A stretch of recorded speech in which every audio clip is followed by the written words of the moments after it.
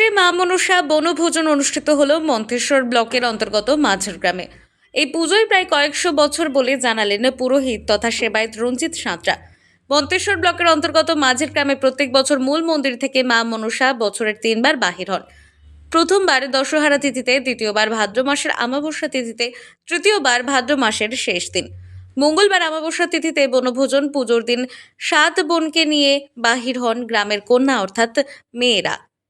মা মনসাকে নিয়ে গ্রাম পরিক্রমা করেন এবং মা বিভিন্ন জায়গায় পুজো গ্রহণ করেন। ঠাকুর নিয়ে বাহির হয়েছিলেন তিশা মাঝি, জবা মাঝি সহ আরো অনেকে।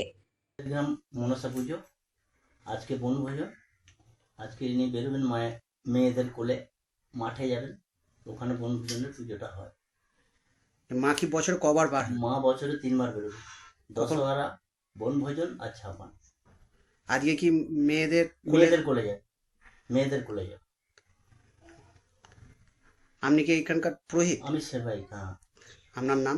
রঞ্জিত সাঁতরা। কত বছর ধরে পুজো করে আসছেন? এটা কোন পূর্বপুরুষ যুগ যুগ ধরে আসছে আমি বলতে পারবো না, কপুরুষ হচ্ছে আমি তাও বলতে পারবো না।